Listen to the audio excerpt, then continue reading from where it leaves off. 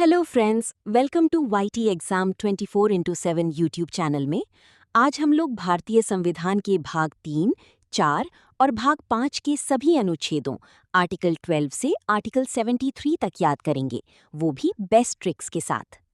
भाग 3 मूल अधिकार फंडामेंटल राइट्स। हाँ, अनुच्छेद 12 से 35 तक इन्हें भारत का मैग्ना कार्टा भी कहा जाता है। और ये अवधारणा हमने अमेरिका के संविधान से ली है। जी, और ये अधिकार वाद योग्य हैं। इसका मतलब है कि इन्हें संविधान द्वारा संरक्षण प्राप्त है। यानी अगर किसी के मौलिक अधिकारों का हनन होता है तो वो व्यक्ति अनुच्छेद 32 के तहत सीधे सुप्रीम कोर्ट और अनुच्छेद 226 के तहत हाई कोर्ट जा सकता है। ये बहुत बड़ी शक्ति है। अच्छा, मूल संविधान में तो सुना है 7 मौलिक अधिकार थे, पर अब 6 हैं। ये बदलाव कैसे हुआ? बिल्कुल, संपत्ति का अधिकार जो पहले अनुच्छेद 31 में था, उसे 44 में संविधान संशोधन 1978 के द्वारा हटा दिया गया। ओह, अब इसे अनुच्छेद 300 क भाग 12 में रखकर एक विधिक या कानूनी अधिकार बना दिया गया है। उस समय प्रधानमंत्री कौन थे? उस समय प्रधानमंत्री मोरारजी देसाई थे। चलिए अब अनुच्छेदों को क्रम से समझते हैं। अनुच्छेद 12 में क्या है? अनुच्छेद 12 में राज्यों की परिभाषा दी गई है। राज्यों की परिभाषा?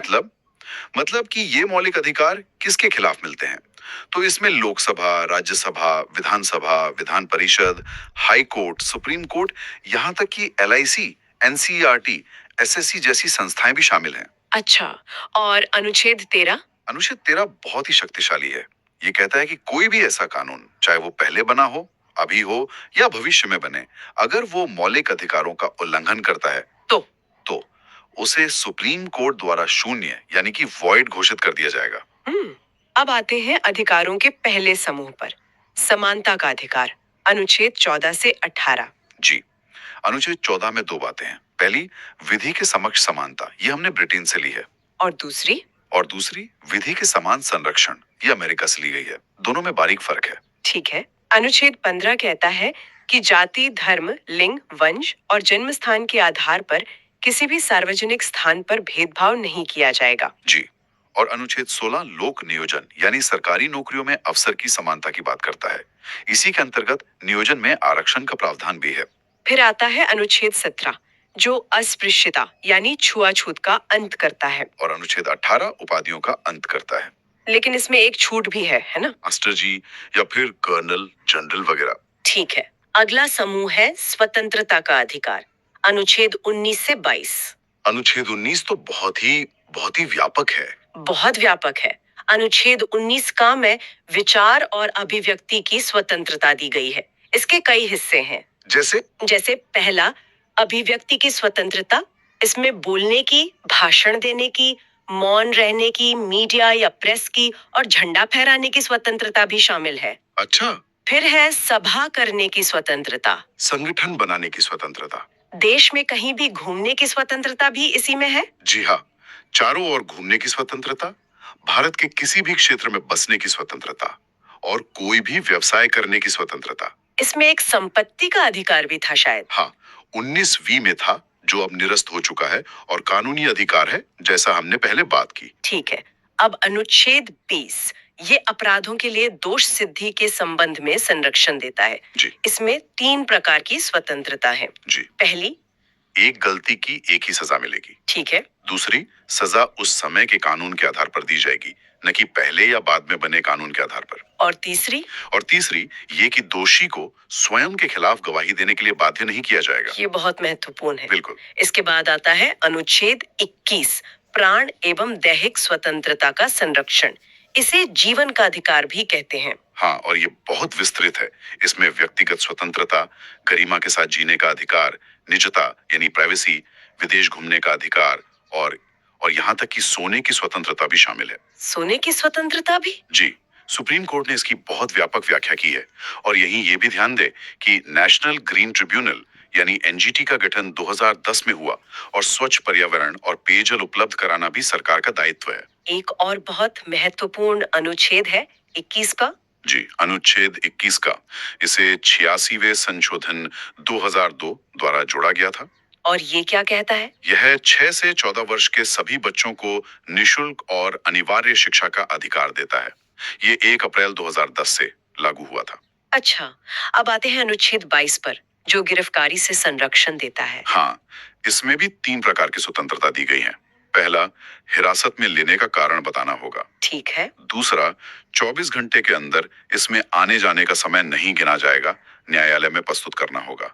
और तीसरा, गिरफ्तार व्यक्ति को अपने मनपसंद वकील रखने का अधिकार है।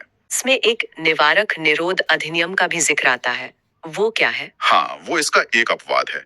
यह एक विशेष कानून है जिसके तहत किसी व्यक्ति को अपराध करने के पहले ही गिरफ्तार किया जा सकता है। मतलब शक के आधार पर? यूं समझिए, इसमें बिना वकील बिना कारण बताए अधिकतम 3 महीने तक नजरबंद कर सकते हैं।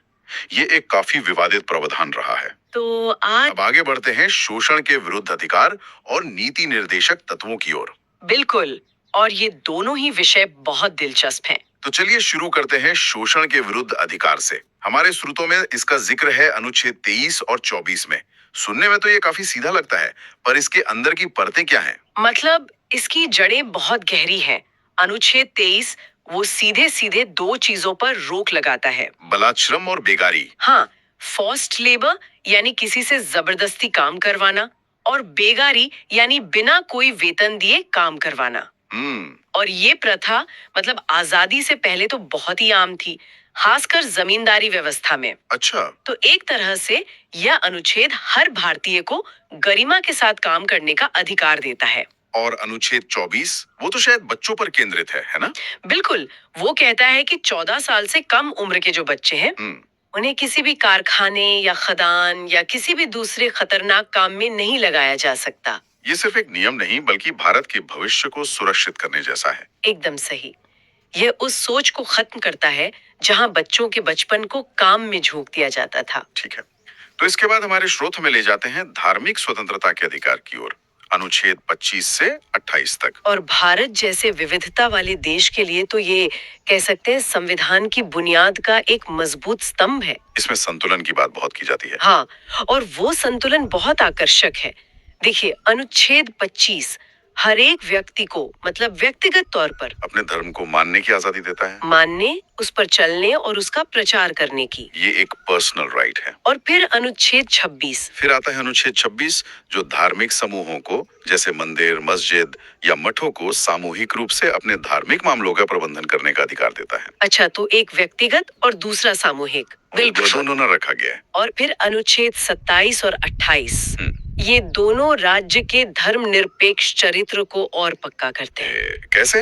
अनुच्छेद 27 कहता है कि धर्म के लिए जो पैसा मैनेज किया जाता है उस पर कोई टैक्स नहीं लगेगा। हाँ। और अनुच्छेद 28 साफ करता है कि सरकारी स्कूलों में कोई धार्मिक शिक्षा नहीं दी जाएगी। मतलब राज्य और धर्म के बीच एक स्पष्ट रेखा। एकदम। और इसी से जुड़ा हुआ है अल्पसंख्यकों की संस्कृति और शिक्षा का अधिकार, अनुच्छेद 29 और 30। हाँ, ये भारत की खूबसूरती को बचाने का एक कह सकते हैं संवैधानिक कवच है। अनुच्छेद 29 क्या कहता है? वो कहता है कि किसी भी अल्पसंख्यक को उसकी भाषा, लिपि या संस्कृति के आधार पर किसी शिक्षण संस्थान में प्रवेश से नहीं रोका जाएगा।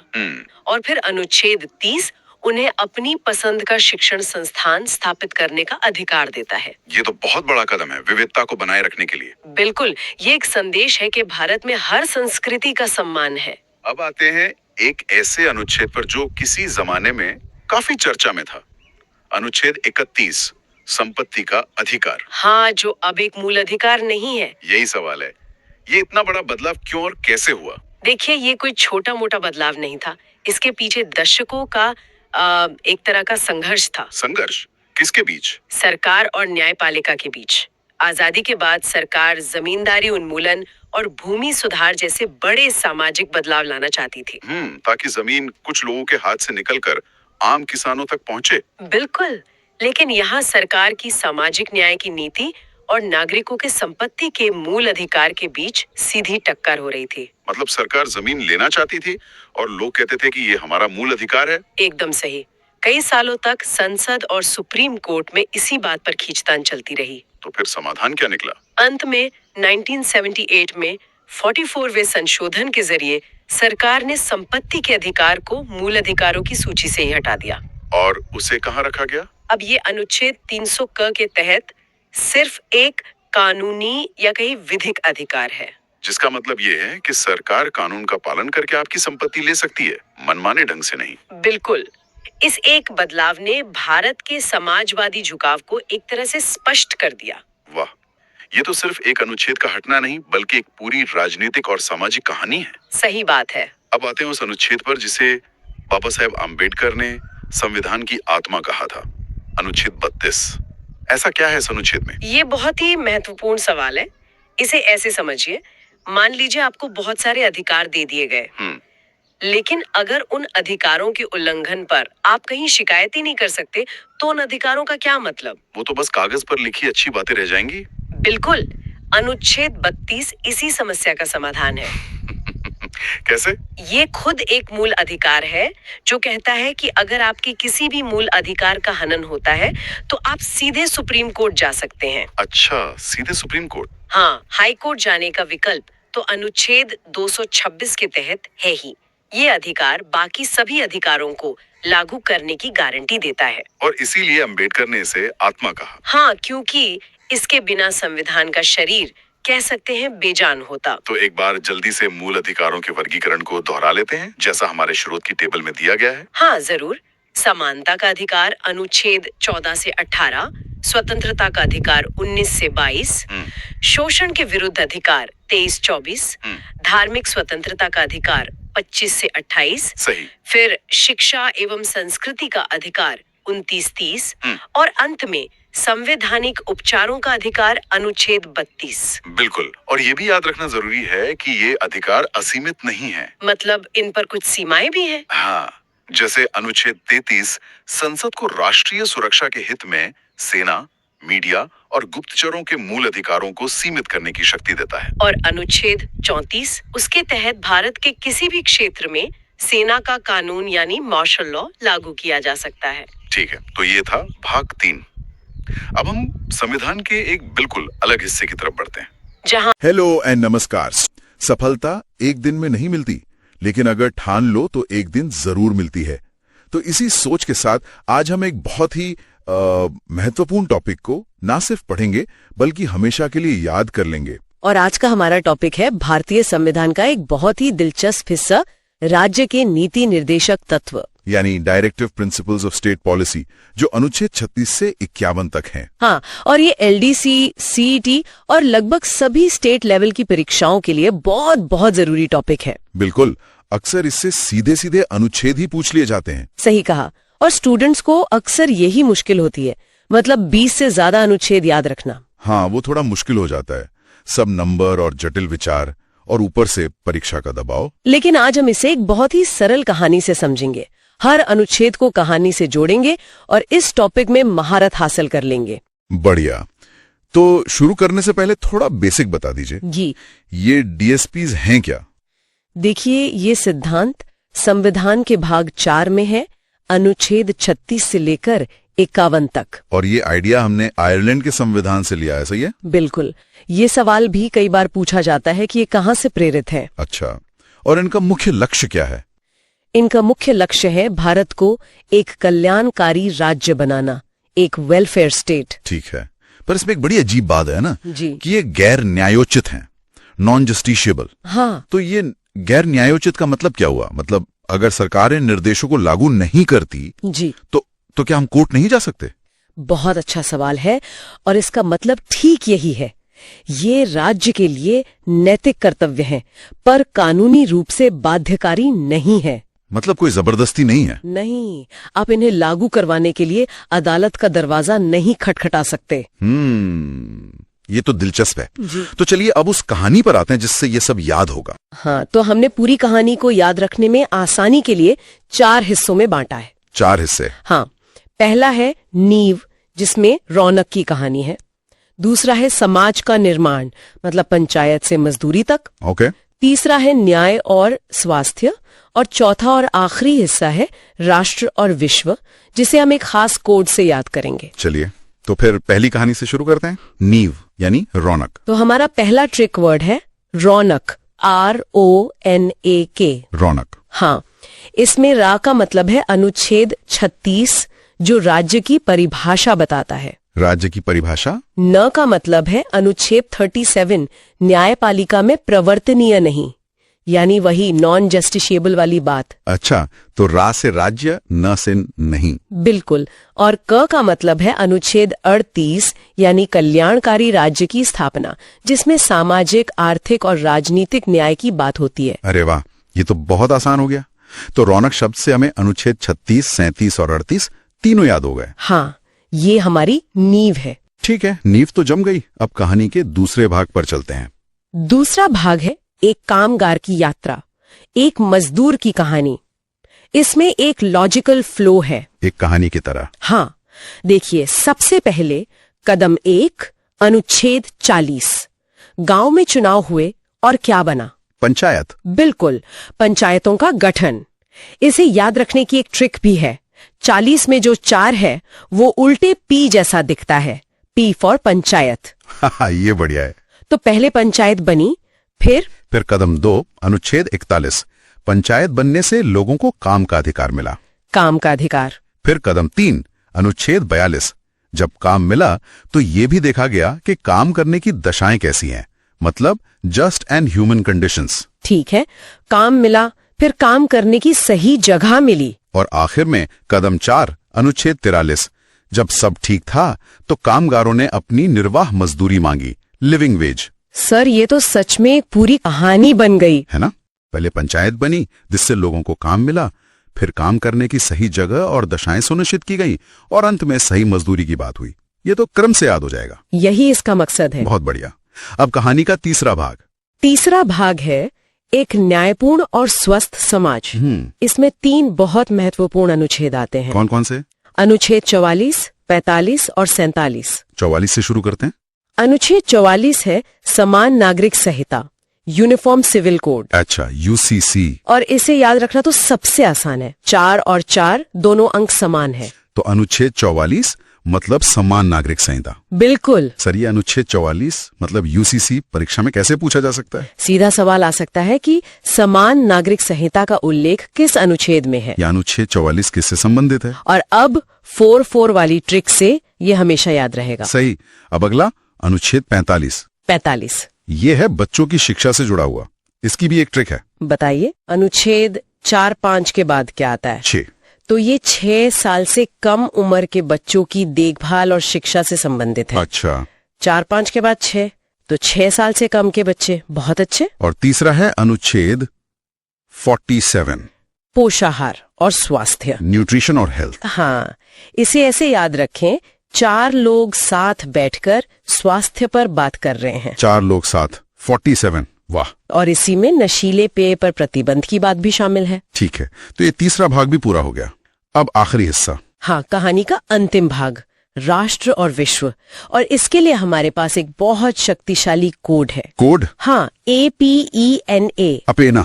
APENA।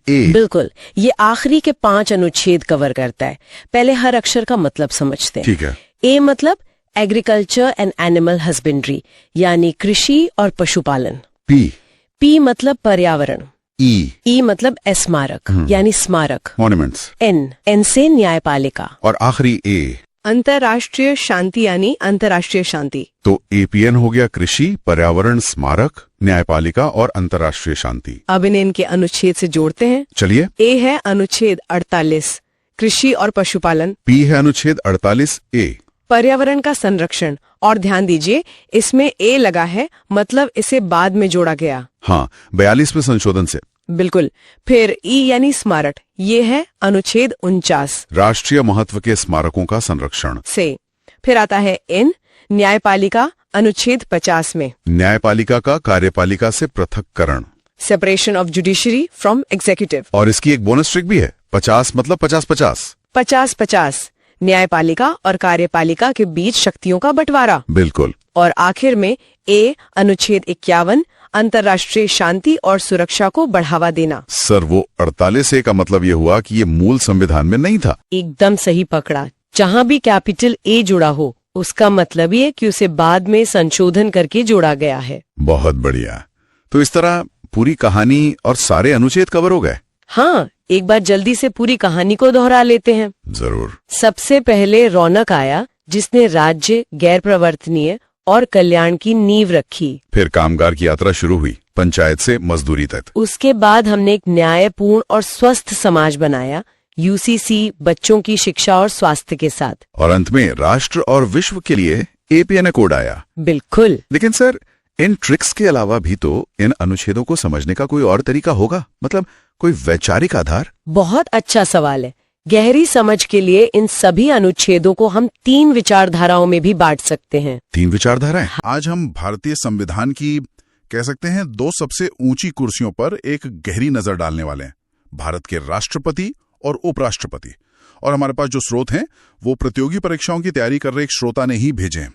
एक तो राष्ट्रपति पर बना एक जबरदस्त विजुअल माइंड मैप है, मतलब एक पेज पर पूरी कहानी, और दूसरा उपराष्ट्रपति के लिए कमाल की मेमोरी ट्रिक। तो हमारा आज का मिशन सिर्फ इन पदों को समझना नहीं है, बल्कि इन्हें इस तरह से समझना है कि परीक्षा में कोई भी सवाल आए हम तैयार रहें। बिल्कुल। और ये नोट्स और ट्रिक्स मतलब शुरुआत करने के लिए बहुत अच्छे हैं। ये आपको क्या बताते हैं, लेकिन परीक्षाओं में असली बढ़त तो तब मिलती है जब आप क्यों समझना शुरू करते हैं। ये पद सिर्फ प्रतीकात्मक नहीं है, ये हमारे लोकतंत्र के इंजन में संतुलन बनाने वाले पहियों की तरह है। बिल्कुल। तो चलिए सीधे राष्ट्रपति वाले माइंड मैप से ही शुरू करते हैं। ठीक है। इसकी खूबी यह है कि एक नजर में सब कुछ सामने आ जाता है। सबसे पहली और सबसे बुनियादी बात है पद, जिसका जिक्र अनुच्छेद 52 में है। ये कहता है भारत का एक राष्ट्रपति होगा। सीधी सी बात लगती है ना? है तो सीधी बात, पर बहुत शक्तिशाली है। ये एक शब्द होगा, मतलब शैल बी, यही तय करता है कि भारत एक गणतंत्र है। इसका मतलब है कि देश का मुखिया हमेशा एक चुनाव हुआ व्यक्ति होगा, कोई मतलब वंशानुगत राजा या रानी नहीं। अच्छा। हमारे पूरे लोकतांत्रिक ढांचे की नींव इसी एक लाइन पर टिकी है एक तरह से। वाह, मैंने इस तरह से तो सोचा ही नहीं था। ठीक है, तो अगर किसी को इस पद पर बैठना है तो क्या चाहिए? माइंड मैप हमें अनुच्छेद 58 पर ले जाता है, जो योग्यता बताता है। उम्र 35 साल, भारत का नागरिक और लोकसभा का सदस्य बनने के योग्य। हाँ, लेकिन इसमें एक और शर्त है। अनुच्छेद 59 में लाभ के पद पर न हो। ये लाभ का पद, ये क्या चीज है? ये सुनने में थोड़ा मतलब साफ नहीं लगता। ये बहुत जरूरी शर्त है। आसान भाषा में कहें तो इसका मतलब है कि राष्ट्रपति रहते हुए आप सरकार के अधीन कोई दूसरी नौकरी नहीं कर सकते। मतलब ऐसी कोई नौकरी जहां से आपको तनख्वाह या कोई और फायदा मिल रहा हो। अच्छा। इसके पीछे का मकसद है निष्पक्षता। सोचिए, अगर राष्ट्रपति किसी मंत्रालय के अधीन एक और पद पर हों तो उनकी वफादारी तो बढ़ जाएगी ना? हाँ, सही बात है। ये शर्त पक्का करती है कि उनकी एकमात्र वफादारी भारत के संविधान के प्रति हो। समझ गया। ये हितों के टकराव को रोकने के लिए। अब आते हैं सबसे पेचीदा हिस्से पर, जहां से अक्सर सवाल बनते हैं। निर्वाचन, यानी अनुच्छेद 54 और 55। माइंड मैप बताता है कि इन्हें एमपी और एमएलए मिलकर चुनते हैं, और तरीका है एकल संक्रमणीय मत। ये सुनने में इतना भारी लगता है, क्या हम इसे आसान भाषा में समझ सकते हैं? जरूर। इसे ऐसे समझिए जैसे आप अपनी पसंदीदा आइसक्रीम चुन रहे हैं। मान लीजिए 3 फ्लेवर हैं, चॉकलेट, वनीला और स्ट्रॉबेरी। आप सिर्फ ये नहीं बताते कि आपकी पहली पसंद चॉकलेट है, आप अपनी दूसरी पसंद जैसे वनीला और तीसरी भी बताते हैं। ठीक है। अब अगर चॉकलेट को जीतने के लिए जरूरी वोट नहीं मिलते तो उसे दौड़ से हटा दिया जाता है, पर आपका वोट बर्बाद नहीं होता, वो आपकी दूसरी पसंद यानी वनीला को चला जाता है। अरे वाह। राष्ट्रपति चुनाव में भी ठीक यही होता है। हर वोटर उम्मीदवारों को अपनी पसंद के हिसाब से रैंक करता है। इससे ये पक्का होता है कि जो भी जीते उसे ज्यादा से ज्यादा लोगों का समर्थन मिले। ये शानदार उदाहरण है, अभी हमेशा दिमाग में बैठ जाएगा। तो एक बार कोई चुन लिया गया तो अनुच्छेद 56 के हिसाब से उनका कार्यकाल 5 साल का होता है, और अनुच्छेद 57 कहता है कि वो कितनी भी बार पुनर्निर्वाचित हो सकते हैं। जी हाँ, इस पर कोई सीमा नहीं है। अब यहाँ एक बड़ा सवाल उठता है, जो माइंड मैप में भी हाईलाइट किया गया है। अनुच्छेद 53 ये कहता है कि राष्ट्रपति कार्यपालिका के प्रधान हैं, सारी शक्ति उनमें निहित होगी, लेकिन साथ में एक छोटा सा शब्द लिखा है, नाम मात्र की। क्या ये एक विरोधाभास नहीं है कि सारी शक्ति भी है और वो नाम मात्र की भी है? ये विरोधाभास नहीं है, यही भारतीय संसदीय प्रणाली का सार है। इसका मतलब है कि सरकार के सारे काम, सारे कानून, सारी संधियां राष्ट्रपति के नाम पर होती हैं। कागज पर तो वो सबसे शक्तिशाली हैं। लेकिन असल में वो अपनी इन शक्तियों का इस्तेमाल प्रधानमंत्री और उनकी मंत्रिपरिषद की सलाह पर ही कर सकते हैं। तो वो राष्ट्र के अध्यक्ष हैं, पर सरकार के मुखिया प्रधानमंत्री हैं। अच्छा, तो ये एक तरह का सेफ्टी वॉल्व है। बिल्कुल। ये पक्का करता है कि इतनी बड़ी शक्ति किसी एक व्यक्ति के हाथ में बिना जवाबदेही के ना रह जाए। तो क्या राष्ट्रपति सिर्फ एक रबर स्टैंप है, या कोई ऐसी स्थिति है जहां वो अपनी समझ का इस्तेमाल कर सकते हैं? बहुत अच्छा सवाल है। ज्यादातर मामलों में उन्हें सलाह माननी होती है, लेकिन कुछ ऐसी स्थितियां हैं जहां उनके विवेक की भूमिका होती है। जैसे अगर चुनाव में किसी भी पार्टी को बहुमत ना मिले तो किसे प्रधानमंत्री बनने के लिए बुलाना है, ये तय करना राष्ट्रपति का अपना फैसला होता है। अच्छा, तो वो रबर स्टैंप नहीं है, बल्कि संविधान के संरक्षक हैं, जो संकट के समय में बहुत जरूरी भूमिका निभाते हैं। ये बहुत स्पष्ट हुआ। अब माइंड मैप के आखिरी और सबसे कह सकते हैं नाटकीय हिस्से पर आते हैं, महाभियोग यानी अनुच्छेद 61। स्रोत में एक रोचक तथ्य है कि ये प्रक्रिया हमने अमेरिका से ली है, पर ये इतनी ही मुश्किल क्यों बनाई गई है? इसे जानबूझकर मुश्किल बनाया गया है। महाभियोग राष्ट्रपति को हटाने का एकमात्र तरीका है और उसका आधार सिर्फ एक है, संविधान का उल्लंघन। ये प्रक्रिया इतनी जटिल इसलिए है ताकि कोई भी सरकार राजनीतिक कारणों से राष्ट्रपति को आसानी से ना हटा सके। सही बात है। ये पद की गरिमा और स्थिरता की रक्षा करता है, और ये तथ्य कि आज तक भारत में किसी भी राष्ट्रपति पर महाभियोग नहीं लगा, ये इस पद के सम्मान को दिखाता है। तो हमने देखा कि राष्ट्रपति का पद शक्ति और सीमाओं के एक बहुत ही महीन संतुलन पट्टिका है, लेकिन क्या होगा अगर ये पद अचानक खाली हो जाए? हाँ, मृत्यु, इस्तीफा या किसी और कारण से। यहीं पर हमारे संविधान की दूरदर्शिता दिखती है और उपराष्ट्रपति की भूमिका सामने आती है। बिल्कुल, जो सिर्फ एक अतिरिक्त पद नहीं बल्कि निरंतरता की एक बहुत जरूरी कड़ी है। और इसे समझने के लिए हमारे पास वो कमाल की मेमोरी ट्रिक है, उसरा निकास। चलिए इसे एक एक करके खोलते हैं। पहला अक्षर है ऊ, जो हमें अनुच्छेद 63 की याद दिलाता है। भारत का एक उपराष्ट्रपति होगा, सीधा और सरल। जी बिल्कुल, राष्ट्रपति की तरह ये अनुच्छेद पद की स्थापना करता है। अगला अक्षर है स, यानी अनुच्छेद 64, और स्रोत कहता है कि ये सबसे महत्वपूर्ण है। स का मतलब है सभापति। उपराष्ट्रपति राज्यसभा के पदेन सभापति होंगे, एक्स ऑफिशियो चेयरमैन। हाँ, इसका मतलब है कि जो भी व्यक्ति उपराष्ट्रपति बनेगा वो अपने आप राज्यसभा का चेयरमैन बन जाएगा। और ये बिंदु उपराष्ट्रपति के पद को असली काम और महत्व देता है। वो सिर्फ राष्ट्रपति के लिए इंतजार में बैठे उत्तराधिकारी नहीं है। अच्छा, उनका एक बहुत महत्वपूर्ण रोजमर्रा का विधायी काम है, राज्यसभा की कार्यवाही का संचालन करना। ये एक बेहतरीन बात है। और चूंकि वो सदन के चुने हुए सदस्य नहीं होते, उनसे ज्यादा निष्पक्षता की उम्मीद की जाती है। ट्रिक का अगला अक्षर है रा, जो अनुच्छेद 65 को दिखाता है। इसका मतलब है राष्ट्रपति की अनुपस्थिति में राष्ट्रपति के रूप में कार्य करना। हाँ, ये संविधान का प्लान बी है, कह सकते हैं। ये पक्का करता है कि देश का शीर्ष पद एक पल के लिए भी खाली ना रहे। बिल्कुल, सत्ता का हस्तांतरण बिना किसी भ्रम या देरी के हो, इसके लिए एक बहुत ही साफ व्यवस्था है। तो उसरा के बाद आता है निकास। इसमें पहला अक्षर है नी, जो अनुच्छेद 66 के लिए है, यानी उपराष्ट्रपति का निर्वाचन। यहाँ एक छोटा सा अंतर है ना? हाँ, और परीक्षा के लिए ये अंतर बहुत महत्वपूर्ण है। राष्ट्रपति के चुनाव में एमपी और एमएलए दोनों वोट देते हैं। हाँ, लेकिन उपराष्ट्रपति के चुनाव में सिर्फ संसद के दोनों सदनों के सदस्य यानी एमपी ही वोट देते हैं। विधानसभाओं की कोई भूमिका नहीं होती। ठीक है, ये याद रखने वाली बात है। अगला अक्षर है का, अनुच्छेद 67, यानी उनका कार्यकाल जो राष्ट्रपति की ही तरह 5 साल का होता है। जी, 5 साल। और अंत में है स, जो 2 अनुच्छेदों को कवर करता है, 68 और 69। अनुच्छेद 68 चुनाव का समय तय करता है और अनुच्छेद 69 उनकी शपथ से संबंधित है। बिल्कुल सही। तो देखिए, बस एक शब्द उसरा निकास और उपराष्ट्रपति से जुड़े अनुच्छेद 63 से 69 तक, मतलब पूरी श्रृंखला याद हो गई। ये वाकई में प्रतियोगी परीक्षाओं के लिए किसी जादू की छड़ी से कम नहीं है। ये बिल्कुल है, लेकिन मैं कहूंगी इस ट्रिक की एक सीमा भी है। ये आपको अनुच्छेद तो याद करा देगी, लेकिन उनके पीछे का तर्क नहीं बताएगी। अच्छा, जैसे ये ट्रिक ये नहीं बताती कि उपराष्ट्रपति को हटाने की प्रक्रिया राष्ट्रपति के महाभियोग से अलग और सरल क्यों है। ये ट्रिक्स ज्ञान के विशाल महासागर में लंगर डालने जैसी हैं, पर असली खजाना तो गहराई में गोता लगाने से ही मिलता है। बहुत सही कहा।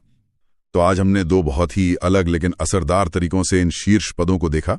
राष्ट्रपति के लिए एक विस्तृत विजुअल माइंड मैप जो शक्तियों के संतुलन को दिखाता है, और उपराष्ट्रपति के लिए उसरा निकाश जैसी एक तेज और सटीक मेमोरी ट्रिक। तो इन सब का क्या मतलब है? इसका सीधा सा मतलब है कि संविधान जैसे जटिल विषय को समझने के लिए अलग अलग तरीकों की जरूरत होती है। कभी आपको बड़ी तस्वीर देखनी पड़ती है और कभी कभी आपको स्मार्ट शॉर्टकट चाहिए होते हैं। और परीक्षा में सफलता इन दोनों के संतुलन में ही छिपी है।